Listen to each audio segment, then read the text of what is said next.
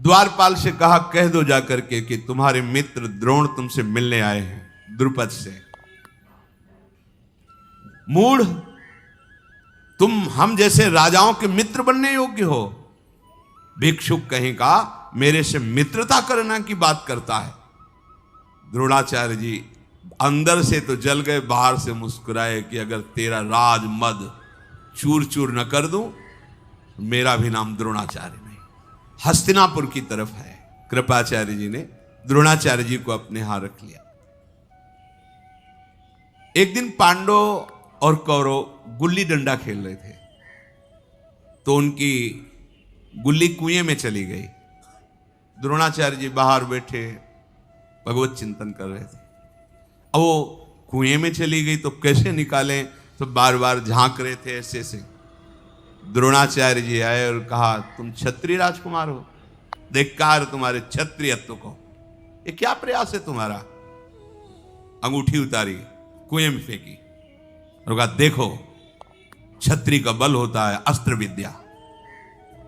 एक सीख ली और मंत्र संधान किया, मारा, गुल्ली अंगूठी सब सीधे ऊपर आ गए। सब राजकुमार चरणों में, ऐसी धनुर्विद्या का तो हमें ज्ञान नहीं है, जाओ प्रार्थना करो भीष्म से और मुझे गुरु पद पर अभिषिक्त करो, मैं वो धनुर्विद्या सिखाऊंगा जो आज तक तुम्हें ज्ञान नहीं। भीष्म जी से जाके कहा कि उनका द्रोणाचार्य के सिवा और कौन हुई, क्योंकि कृपी का विवाह हुआ ही था भीष्म जी की अनुमति। उनका इतने बड़े धनुर्धर तो द्रोणाचार्य जी है।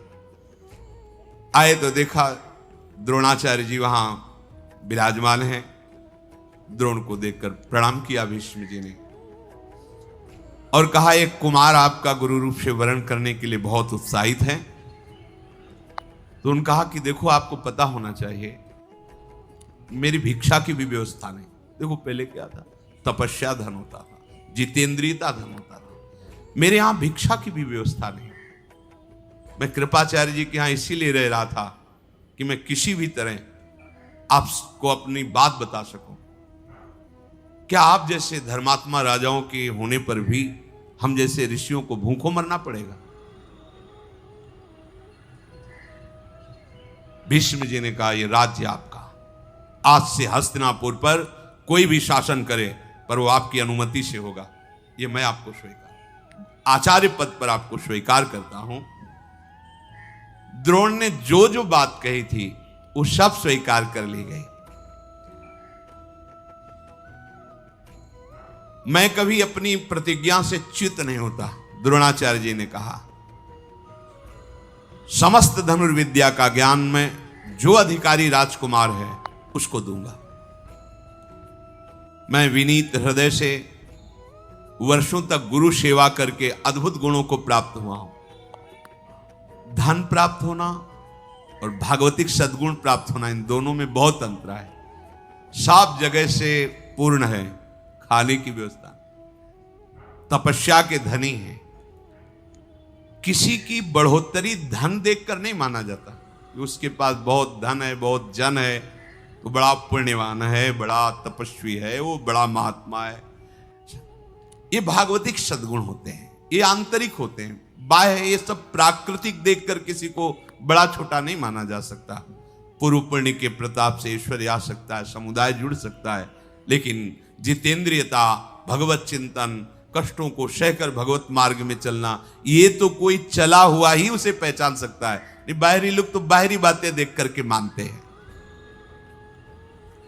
भीष्म जी से कहा कि एक कांटा हमारे हृदय में चुभ रहा है। द्रुपद ने मेरा भरी सभा में उपहास और अपमान किया है।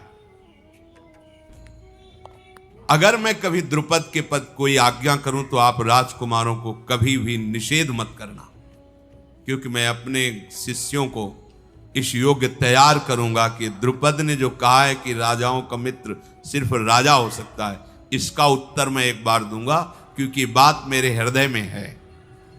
भीष्म जी ने कहा, आपका विरोध करने की सामर्थ्य किसमें है? द्रोणाचार्य जी ने कहा, जानते हो मैं किस दुख से दुखी हूं। एक बार अश्वत्थामा कुछ बालकों के साथ खेल रहा था तो किसी ऋषि पत्नी ने उन्हें दूध पिलाया। वो घर में आके दूध के लिए बहुत व्याकुल हुआ तो जंगली चावल का धोवन उसे पिलाया गया। उसने कहा नहीं, मुझे दूध ही चाहिए। तो मैं उसी से प्रेरित होकर भगवान परशुराम के पास गया था कि कम से कम एक गाय तो दे देंगे। उनके पास कुछ नहीं बचा, मुझे अस्त्र विद्या दी। फिर प्रेरित होकर इसी बात से मैं द्रुपद के पास गया था, लेकिन उसने अपमान किया। अपने पुत्र को इस स्थिति में देखकर मैं दुखी हूं। मैंने तो कंदमूल फल से अपना जीवन काटा है। भीष्म जी ने कहा अश्वत्थामा को भी सम्मान के साथ हस्तिनापुर में बुलाया जाए। कृपी द्रोणाचार्य अश्वत्थामा, उनके लिए एक महल दिया, सारी सुविधाएं दी। मनुष्यों में महातेजस्वी द्रोणाचार्य जी ने भीष्म जी के द्वारा दिया हुआ महल स्वीकार करके वहां रहने लगे। भीष्म जी ने पांचों पांडव और ये 100 जो कौरव हैं, इनके गुरु पद पर द्रोणाचार्य जी का वर्ण किया। अकेले बैठे हुए थे द्रोणाचार्य जी एक दिन, तो शिष्यों से बात कही, राजकुमारों, मेरे मन में एक कार्य करने की इच्छा है। मैं तुम्हें अस्त्र विद्या सिखाऊंगा, क्या तुम मेरा वो कार्य कर सकते हो? सबने हाथ जोड़कर कहा, हां गुरुदेव, आदेश कीजिए। अगर गुरु की आज्ञा का शिष्य पालन न करे तो शिष्य ही कैसा। उनका द्रुपद को बंदी बनाकर मेरे चरणों में लाना। बाण मार दे बाहर से तो घाव भर सकता है, लेकिन अपमान का जो शब्द है वो हृदय में कांटे की तरह चुभता रहता है। इसीलिए कहा जाता है कि बाणी एक अमोल है, जो कोई बोले जानी, ये तराजू तौल के तब मुख बाहर आनी। जब ये बात कही तो सब चुप हो गए। द्रुपद कोई साधारण है, महाबलशाली राजा है। अर्जुन अकेले खड़े हुए, उनका किसी के सहयोग की जरूरत नहीं। गुरुदेव, जिस समय आपका आदेश होगा उस समय द्रुपद को बंदी बना के आपके चरणों में अकेले डालूंगा। आचार्य ने अर्जुन को बुलाया, हृदय से लगाया, वो मस्तक सूंघा। वीरवर, आज से ही मैं तुम्हें पृथ्वी का सर्वश्रेष्ठ धनुर्धर होने का वरदान देता हूं। प्रत्यंचा बाद में चढ़ा के सिखाएंगे, पहले आशीर्वाद। ये समर्पण होता है। बैठे तो सब हैं, समर्पण। गुरुजनों के हृदय की वस्तु का अधिकारी वही होता है जो समर्पित चित्त हो। समर्पित चित्त अपना महत्व नहीं, अपनी मनमानी नहीं, अपनी कोई चाह नहीं। अब जो ही कहें करें हम सोई, आयुष लिए चले निज दासी। पराक्रमी द्रोणाचार्य जी ने देवता, दैत्य, गंधर्व, सब जितने अस्त्र हैं, सब का ज्ञान पांडवों को और कौरवों को कराया। पर ग्रहण करने की शक्ति सबसे ज्यादा अर्जुन में आई, समर्पण की भावना में। ऐसे सत्संग हो रहा है, उपदेश हो रहा है, यहां से निकल जाएगा सर से। यदि आपका मन अहंकार रहित होकर गुरुदेव के चरणों में समर्पित है, तो वचन जाप के आपको घसीटेंगे प्रभु की तरफ। अहंकार गलित होता चला जाएगा और आत्मस्वरूप प्रकाशित होता चला जाएगा। आरत अधिकारी जब पावें, गूढ़ तत्व न साधु दुरावें। एक ही शब्द निकलेगा और सैकड़ों के भाव में वो अलग अलग प्रभाव डालेगा। जो जिस योग्य है वैसा ही प्रभाव उसमें पड़ेगा। शब्द वही है। जैसे स्वाति की बूंद केले पे गिरती है तो कपूर हो जाती है, शीप पे गिरती है तो मोती हो जाती है, आग में गिरती है तो धुआं बन जाती है तो वही। एक जगह परम शीतल कपूर, एक जगह मोती, धूल में गिरी तो मिट्टी बन जाती है। ऐसे ही गुरुजनों के वचन तो निकले, चातक के मुंह में स्वाति का बूंद जीवन बन जाता है। जो चातक की तरह हैं उनका हृदय अध्यात्म रस से भर जाता है। जो मनमानी आचरण करने वाले और जो दोष दृष्टि रखने वाले, वो सत्संग सुनेंगे, पर सत्संग में दोष क्या है? अरे वो चीज ढूंढेंगे जिससे वो निंदा कर सके। वस्तु तो वही है, अधिकार के अनुसार अपना प्रभाव दिखाती है। पराक्रमी द्रोणाचार्य जी ने मंगलाचरण करके पांडवों और कौरवों को धनुर्विद्या सिखाने लगे। अस्त्र विद्या में समस्त कुमारों को प्रवीण करने के लिए बड़ी सावधानी से अलग अलग गदा युद्ध, तलवार चलाना, बर्छी चलाना आदि आदि। जब ये प्रचार हुआ कि द्रोणाचार्य जी पांडवों और कौरवों को शिक्षा दे रहे हैं, तो वृष्णिवंशी, अंधकवंशी और भी राजकुमार सम्मिलित हुए आकर के। उसी में कर्ण भी सम्मिलित हुआ द्रोणाचार्य जी की अस्त्र शिक्षा लेने के लिए। कर्ण इतने प्रवीण थे कि जो अर्जुन को द्रोणाचार्य जी सिखाते वो बिना सिखाए सीख जाते। एक बार देख लिया, क्योंकि अर्जुन को सर्वश्रेष्ठ धनुर्विद्या का ज्ञाता बनाना चाहते थे द्रोणाचार्य जी, और बनाया भी। कर्ण ये नजर रखता था क्या शिक्षा दे रहे हैं। यही शिष्य की उत्तम वृत्ति है कि अपने गुरु की प्रत्येक उपदेश, वो चाहे किसी को हो रहे हो, उन्हें सावधानी से सुनकर अपने हृदय में उतारना चाहिए। कर्ण बहुत ही प्रवीण बुद्धि वाले थे। बुद्धि को प्रकाश देने वाले भगवान सूर्य से प्रकट हुए हैं कर्ण, इसलिए बहुत ही बुद्धिमान। अमर्ष में भरा हुआ दुर्योधन जब कर्ण को देखता कि वैसी ही प्रवीणता है, तो उसको लगता कि भीम को संभालने के लिए तो मैं हूं, और अर्जुन को संभालने के लिए एक कर्ण अगर मेरा मित्र बन जाए तो मैं पांडवों पर सहज विजय प्राप्त कर सकता हूं। पांडुनंदन अर्जुन कभी किसी से बात नहीं करते थे। गुरु की आज्ञा में रहकर हर समय धनुर्विद्या का अभ्यास। आचार्य द्रोण ने देखा कि सब विश्राम करते हैं, लेकिन अर्जुन अभ्यास परायण है। द्रोणाचार्य जी के उपदेश को ग्रहण करके अर्जुन अनुपम प्रतिभाशाली,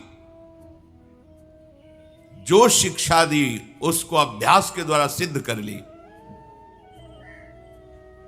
द्रोणाचार्य जी को शिष्यों में प्रियता तो थी, पर पुत्र में विशेष होती है, इसलिए सब शिष्यों को पानी लाने के लिए भेजते हैं। सुराही जैसा उसका मुख, नीचे बहुत बड़ा पात्र, जिससे सरोवर में काफी समय लगता उसको भरने में। अर्जुन को भी वैसा पात्र देते हैं। और अश्वत्थामा को बड़े मोहरे का, गए डुबोया भाग के आ गए, तो वो गुप्त दिव्य अस्त्र जो अन्य शिष्यों को नहीं देना चाहते थे, ब्रह्मास्त्र आदि, वो अश्वत्थामा को देते। अर्जुन ताड़ गए कि गुरुदेव ऐसा कर रहे हैं, तो अश्वत्थामा दौड़कर भरने जाता, वो वरुणास्त्र से सुराही में ही सीधे पानी वरुणास्त्र से भर के पहुंच जाते। जो अश्वत्थामा को सिखाते हैं वो सीखते। अर्जुन की इस लगन को देख करके अश्वत्थामा को जो नहीं सिखाया वो भी अर्जुन को सिखा दिया। ब्रह्मास्त्र को वापस करना अश्वत्थामा को नहीं आता था, अर्जुन को आता था। अर्थात गुरु की प्रियता का वही पात्र बन सकता है जिसको लक्ष्य की प्राप्ति में प्रबल लगन हो। कुछ भी हो जाए, लक्ष्य की प्राप्ति करनी है, ऐसा। अर्जुन वरुणास्त्र से अपने कमंडल को भरकर आचार्य पुत्र के साथ वो गुप्त रूप से दिव्यास्त्र सीखते। बड़ा अभ्यास किया अर्जुन ने, जब देखो तब अभ्यास में। द्रोणाचार्य जी ने रसोइये से कहा अर्जुन को कभी अंधेरा ना होने पावे भोजन के समय। एक दिन ऐसी वायु चली कि दीपक बुझ गया, स्वाभाविक हाथ ऐसे जा रहा है। अर्जुन ने विचार किया कि ये क्यों बिना प्रकाश के हाथ मुख में ही जा रहा है, इसका मतलब अभ्यास। तो इसका मतलब अंधकार में बिना देखे भी लक्ष्य भेदा जा सकता है।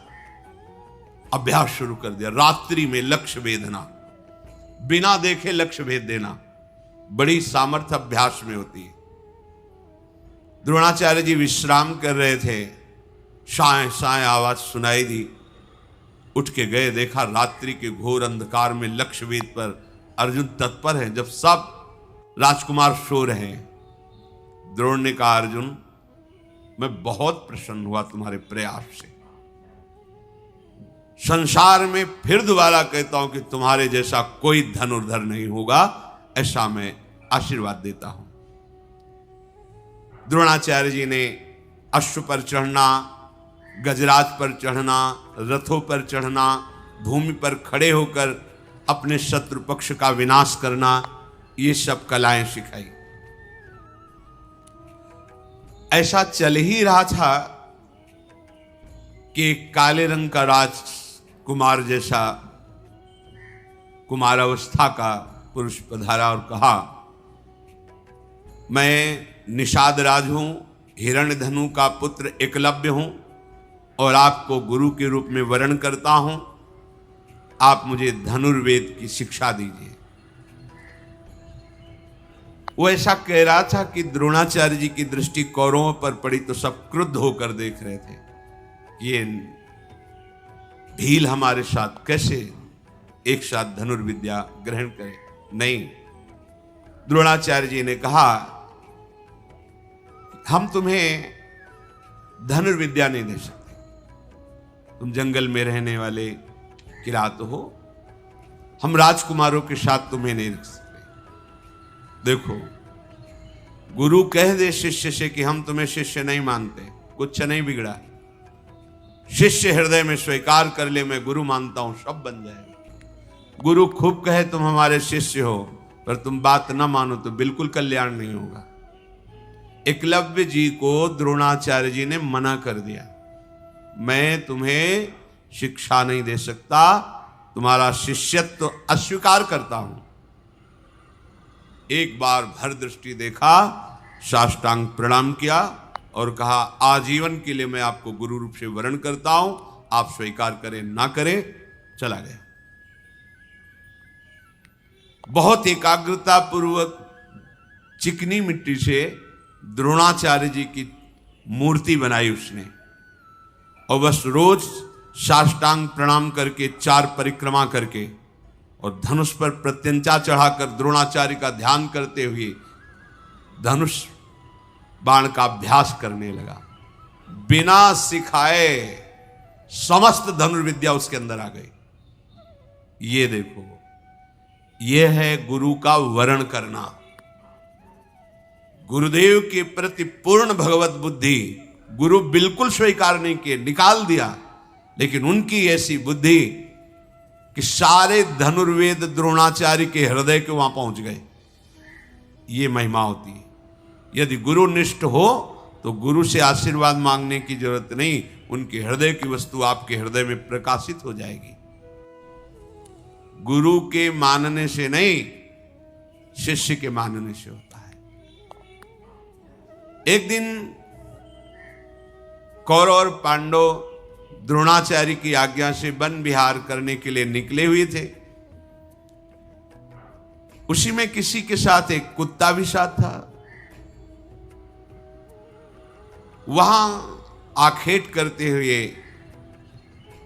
एकलव्य, तो कुत्ता एकलव्य को देखकर फटे पुराने चिथड़े, काला शरीर, भारी जटाएं, तो भूखने लगा।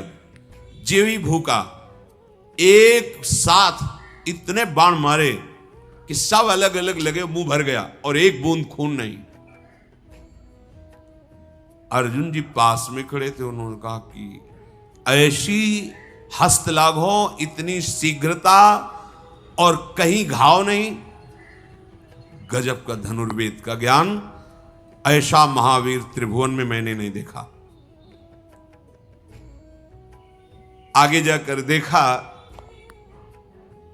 मैल शरीर में जमा हुआ है, काला शरीर का रंग है, फटा सा एक मृगचर्म नीचे धारण किए हुए है, हाथ की फुर्ती, लक्ष्य का वेधने का ज्ञान। लज्जित हो गए अर्जुन, मेरे में भी ऐसी सामर्थ्य नहीं। इतना जल्दी वो भूखा और अलग अलग बाण और कहीं घाव नहीं, कहीं रक्त नहीं, और पूरा भर गया मुंह बाणों से। कुत्ते को कोई हानि नहीं। नजदीक गए और कहा, तुम कौन हो, किसके पुत्र हो, और धन्य है तुम्हारे गुरुदेव को जो ऐसी धनुर्विद्या दी। कौन है तुम्हारा गुरुदेव? उन्होंने कहा, राजकुमारों, मैं हिरण्यधनु का पुत्र एकलव्य हूं। भगवान द्रोणाचार्य का मुझे शिष्य जानो, और मैंने धनुर्वेद में विशेष परिश्रम करके गुरु कृपा से पूर्णता प्राप्त कर ली है। वो तो निराश हो गए कि द्रोणाचार्य जी ने तो मुझे कहा था सर्वश्रेष्ठ धनुर्धर होने का। अर्जुन बार बार एकलव्य की सराहना करते हुए अब मन नहीं लगा, वापस आ गए सब। अर्जुन ने एकांत में द्रोणाचार्य जी को प्रणाम करके कहा कि उस दिन तो आप हमें हृदय से लगा के कह रहे थे कि विश्व में तुम्हारे जैसा कोई धनुर्धर नहीं होगा, पर मैंने ऐसा धनुर्धर देखा जो मैं उसकी बराबरी नहीं कर सकता। कुत्ते की आवाज के साथ उसके मुख को भर देना और उसमें के मुख में घाव ना होना, एक बूंद रक्त ना आना, इतनी शीघ्रता से इतने हस्त लाघव गुरुदेव, और वो आपका शिष्य है, ऐसा कहता है। आचार्य कुछ देर मौन और ध्यानस्थ रहे, फिर कहा, चलो हमारे साथ चलो। वहां गए, एकलव्य ने देखा कि मेरे भावना में विराजमान गुरुदेव साक्षात आए हैं। धनुष प्रत्यंचा चरणों में रख के साष्टांग दंडोत हुआ, परिक्रमा की और हाथ जोड़कर सर झुकाकर खड़ा हो गया। गुरुदेव आदेश कीजिए।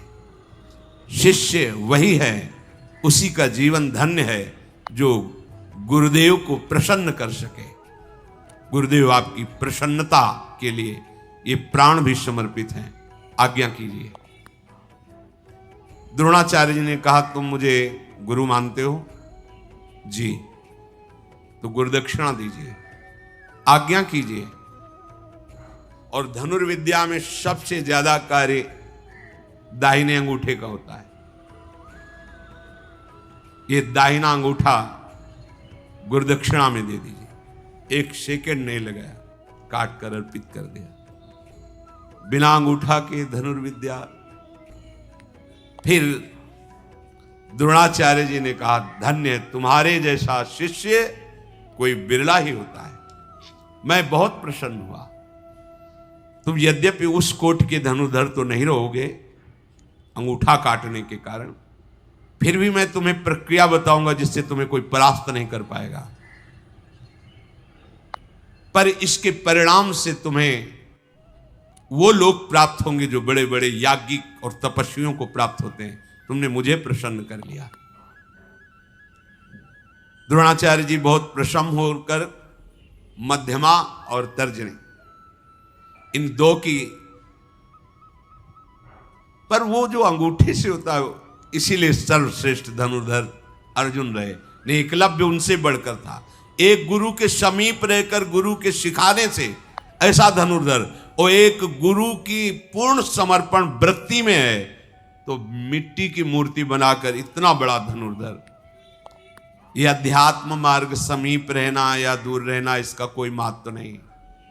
यदि आप गुरु पर भाव रखकर उनकी आज्ञा पर चलते हो तो लाखों कोस दूर होने पर भी आप गुरु के समीप ही रह रहे हैं, और समीप रह रहे हैं। उनकी आज्ञा का उल्लंघन करें तो समीप रहते हुए भी आप लाखों कोस दूर हैं। गुरु के हृदय की वस्तु को आप झांक नहीं सकते, पा नहीं सकते। अब उतनी शीघ्रता से बाण संधान करना तो नहीं हो पाया एकलव्य का, तर्जनी और मध्यमा से, जैसा अंगूठे से होता था। पर द्रोणाचार्य जी भरे राजकुमारों की सभा के बीच में कभी कभी एकलव्य की गाथा गाते। ये मिला एकलव्य को कि गुरु शिष्य का यशगान करता है। धन्य है ऐसा शिष्य, धन्य है ऐसा वीर। एक बार भी नहीं कहा कि गुरुदेव अंगूठा चला जाएगा तो फिर धनुष कैसे। अच्छा, वो जंगल में रह करके जीवन व्यतीत करते हैं, उनको अनिवार्य है धनुर्विद्या का ज्ञान होना। द्रोणाचार्य जी ने गदा युद्ध में दुर्योधन और भीमसेन ये दोनों आगे निकले। सबको गदा युद्ध सिखाया, पर ये दो आगे निकले, दुर्योधन और भीमसेन। अश्वत्थामा धनुर्वेद के रहस्यों की जानकारी में बहुत बढ़ चढ़कर हुए। नकुल सहदेव तलवार की कला में सबसे आगे निकले और भाला चलाने में महाराज युधिष्ठिर बिना देखे भी आवाज पर भाले से प्रहार कर सकते थे महाराज युधिष्ठिर। बुद्धि की, मन की एकाग्रता, उत्साह, अस्त्र विद्याओं की प्रवीणता, अस्त्रों का अभ्यास, गुरु के प्रति समर्पण, ये सब अर्जुन का सबसे ऊंचा था। धृतराष्ट्र के पुत्रों के हृदय में दुष्टता वास करती थी। वो पांडवों को प्रवीण देख करके बहुत हृदय में जलते थे। खास करके भीमसेन को देखकर दुर्योधन का हृदय जलता ही रहता था।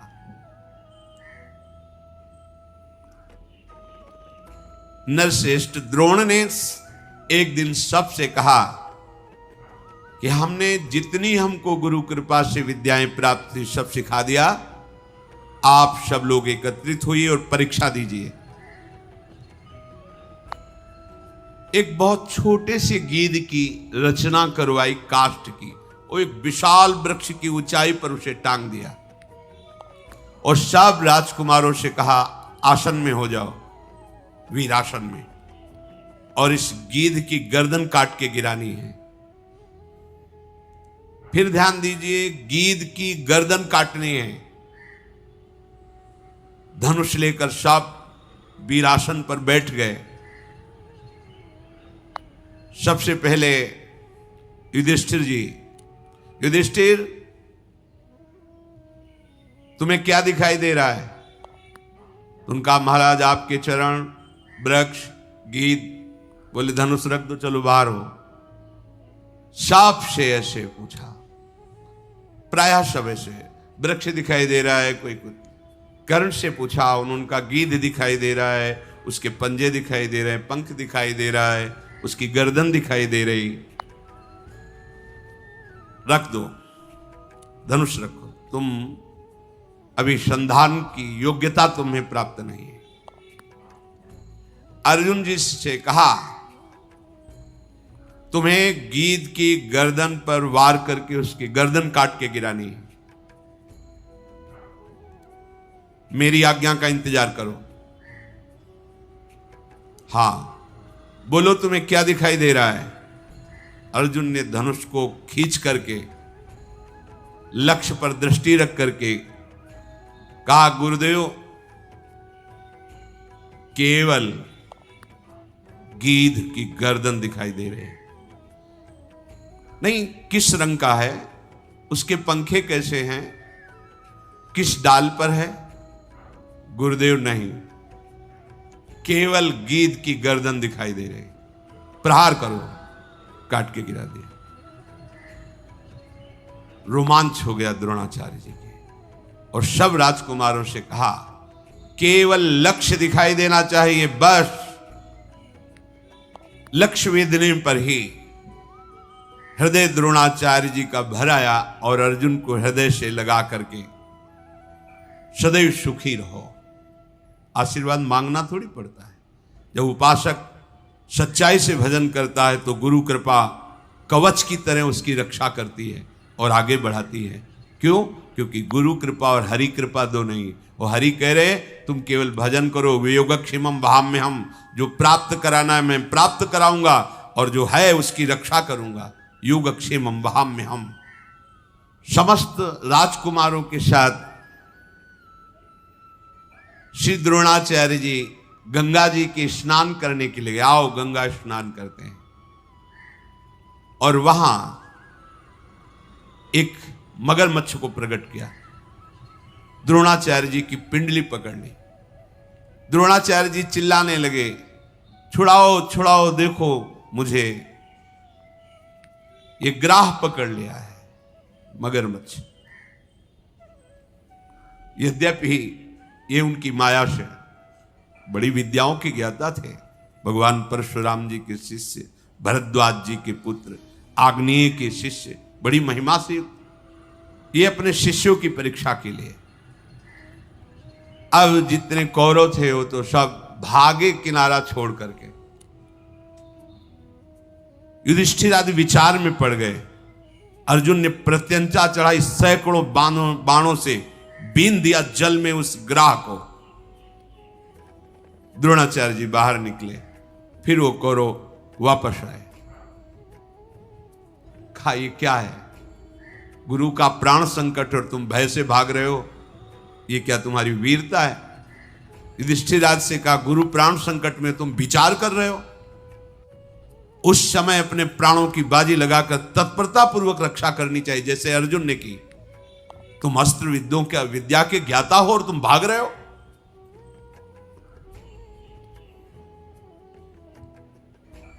बहुत प्रसन्न हुए द्रोणाचार्य जी और सबके बीच में वहीं गंगा किनारे अर्जुन से कहा स्नान करो, और एक अमोघ अस्त्र दिया जिसे ब्रह्मशिर नाम का अस्त्र कहते हैं। उसकी विधि, उस अस्त्र का संचालन करना, उसको वापस करना, और कहा अर्जुन कभी इसे किसी मनुष्यों पर प्रहार मत कर देना, नहीं पूरी सृष्टि को ही भस्म कर देगा।